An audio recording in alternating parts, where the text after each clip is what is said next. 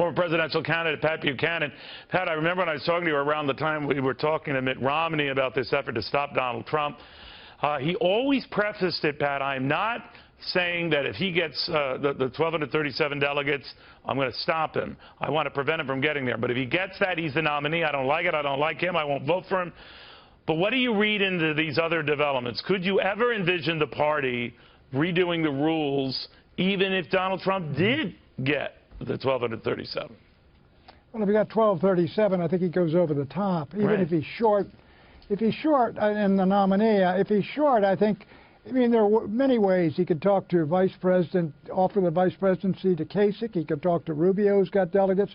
There are open delegates. If push came to shove, he could even offer it to Ted Cruz. Let me say, look, Donald Trump and Ted Cruz are not going to allow outsiders, the Beltway folks, to come in and take the nomination away from the two of them after they've been at this for a full year. I mean, there's a real need for a reality check in the party. My thinking is, I think Donald Trump is probably going to have the nomination on the first ballot. And I think what Governor Romney... What if he doesn't, though, Pat? What if he doesn't? What if he's shy of that 1,237?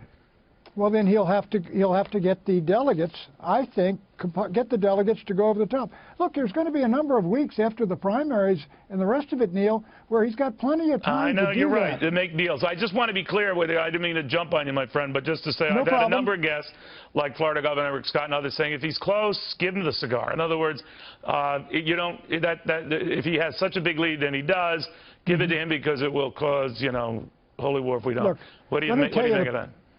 Well, look, let me tell you. Look, I'm sure they could all try to stop him. I don't think they can. I think you got a lot of mice here in the Beltway who are trying to bell the cat. Most of these folks really, I mean, they're plotting in Palm Beach and Sea Island, Georgia, and D.C. Come on, where's the candidate they got out there that's going to stop him? I'll tell you one thing that is a real threat, though. That's this talk of a third-party candidacy, getting someone on the ballot. That is clearly designed not to stop Trump, but to defeat him and elect Hillary Rodham Clinton. Now, the folks that call that a moral position, I mean, they can say so, but how moral is it going to be to have her, picking Supreme Court nominees who are going to decide to right to life? So, but I think what we're missing, Neil, is the opportunity here. You take the Trump voters, the Kasich voters, the Cruz voters, and the Rubio voters, put them all together with Trump's issues in Michigan, Ohio, Pennsylvania, on trade, on amnesty.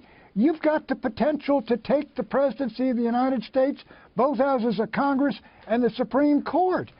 Look, I understand why people are unhappy. I mean, but what they ought to look at is the potential and the opportunity that is here. No, which you're I right. haven't You seen. raise all good points, as you always do. But one of the flip side people forget is it's one thing that Trump people are mad if they see this taken from them. Let's say Trump gets a nomination. I hear from a lot of the other guys who say they'll be mad if it's Trump's because they will argue the soul of the Republican Party has been taken from them. So I guess what I'm asking is, how can the two sides have a group hug after this? Can they? Is that possible? Well, some of them would say this is a moral position. I prefer Hillary. Some of the neocons said they're going to vote for Hillary and the rest of them. With them, you got to say, look, you don't want to join us?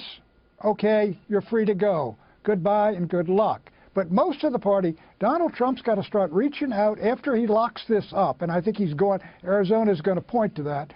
I think he reaches out. He does not change his positions, but he offers a bridge for everyone to get to board, even those who have called him names and all the rest of it. And I think he's got the persona to do that. I believe he's got the persona to do that. But the other side's going to have to start walking across that bridge and look at the opportunity. Everyone knows how unhappy significant slices of the party are, and people inside the Beltway are join hysterical. them up. How about joining them up? How about doing a Kennedy Johnson thing? All right, LBJ, I'll make you my vice president. The two disparate sides come together. That would require, to your point at the outset, that maybe Donald Trump, assuming he's going to get a Cruz on your ticket. What do you think of that? Well, I think Cruz is a potential thing, but I think my view would be if you're looking to win this, Kasich, I know he's ruled it out, but Kasich offers solidity in Ohio, which you need. I think he offers support, some support in Michigan, some in Pennsylvania, some in Illinois. How will that go down with the Cruz people, though? Won't they say, hey, what about us? Well, I mean, look, if I were Donald Trump, and the party looked like it was going to take it away from me, and Kasich was joining those who said, let's stop him on the first ballot, I would pick up the phone and talk to Ted Cruz. Look, I mean, Trump, what he wants is to win this thing, but the party, everybody in the party, we all disagree with each other. But I'll tell you what's not going to change, Neil. Bush Republicanism is dead. Whatever the Beltway is talking about stopping Trump, you can't go back to open borders. You can't go back to interventionism. They're not, you can't go back to globalism. But Pat, they're not at the kumbaya stage here, because Donald Trump has just tweeted a response to this Mitt Romney development supporting Cruz. Failed presidential candidate Mitt Romney, the man who choked and let us all down, is now endorsing lion Ted Cruz. This is good for me. What do you think of that? I don't see there the sweetness that I've been looking for. Yeah, there's something that they're not quite there yet. No, right. But look, he's got to look. Trump should bear down and win this thing, and once it's won solidly and it's put in the bank, then you make your move. But I still, there's no need to say those things. I mean, everyone knows what that phrase about Cruz and what he thinks of Mr. Romney. So there's no need for, he ought to go out and win Utah and win Arizona. All right. Well, maybe they're all not as sweet and kind and gentle as you are, Patrick. It's always good seeing you. Thank you very, very much. A legend in conservative movements across the country.